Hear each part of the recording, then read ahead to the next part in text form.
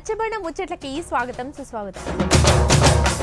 Hi hello అందరికీ నమస్తే. అందరికీ శనార్థులు ఎట్లున్నారు? మంచుకున్నారా? నేనైతే జబర్దస్తున్నా. మరి ఈరోజు రచ్చబండ ముచ్చట్ల కార్యక్రమంలో రచ్చ చేయనికి మళ్ళీ వచ్చేసిన నేను మీ బసని మమత. మరి ఈరోజు ముచ్చట్లు ఏందో తెలుసుకోవాలంటే ముందుగాలైతే ముఖ్యాంశాలు చూడాలి. తర్వాత వార్తలు చురు చేద్దాం. చలో మరి. ఏడుకొండలవాడ వెంకటరమణ గోవింద గోవింద. పెళ్ళైన కొత్తల తిరుపతి వెంకటేశ్వర స్వామి దర్శనం చేసుకోనికి మస్తు కాయస్ చేస్తారు చాలా మంది భక్తులు. అట్లా చేస్తే సంసారం మంచిగా ఉంటుందని భక్తుల నమ్మిక. అలాంటి భక్తుల కోసం అలాంటి భక్తుల కోసం టీడీటీ యాజమాన్యం ఒక కొత్త నిర్ణయం కూడా తీసుకుందంటుల్లో.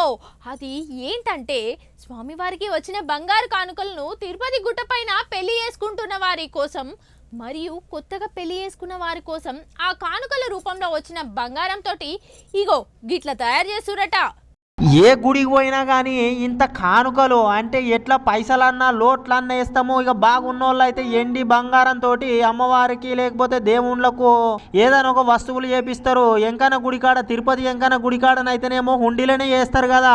అయితే ఇక కానుకలు ఇచ్చిన బంగారంతో ఏం చేస్తున్నారు అంటే తిరుపతి యాజమాన్యము ఇగో చూడురి చెప్తాడు ఇనుర్రి అన్న ఒక పారి. అదనట ఇన్నరా పెళ్లి కాగానే నూతన మంగళసూత్రాలు చేపించుకునేటోళ్ళు కొనుక్కునేటోళ్లకు ఇక స్వామివారి పాదాల దగ్గర పూజలైనటువంటి బంగారంతో ఇట్లా పుస్తలు తయారు చేసి అమ్మబడునని చెప్తున్నాడు చూడుర్రి.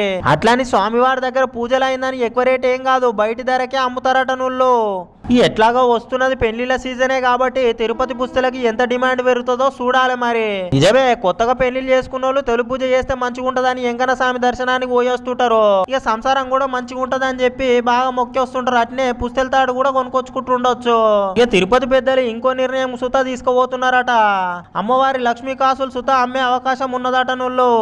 చాలా వరకు అయితే గుళ్ళల్లో పైసలు అన్నీ గుండి లెక్క పెట్టినప్పుడు బ్యాంకులలో వేస్తారు. ఆ పైసలతోటి ఇంటింత ఏదన్నా గుడికి ఏదన్నా పనులు చేసేది ఉంటే అభివృద్ధి కార్యక్రమాలుగా బ్యాంకులకు వెళ్ళి ఇన్ని పైసలు తీసుకొచ్చి చేపిస్తుంటారు. కానీ ఇగో ఈడ చూడరు కొత్త ఐడియా చేసిరు తిరుపతి వాళ్ళు. ఇక కొత్తగా పెళ్లి అయిన దంపతులు కొనుక్కోవాలనుకుంటే తిరుపతి పోయి పుస్తక కొనుక్కోవాల్సిందే. నువ్వు దర్శనం చేసుకున్నట్టు ఉంటది, పుస్తక కొనుక్కున్నట్టు ఉంటది. చూసిరు కదా ఇయాల్టి రచ్చబండ ముచ్చట్లు. మరి రేపు వచ్చే రచ్చబండ ముచ్చట్లు మళ్ళీ కలుసుకుందాం. అంతవరకు సెలవు. మరి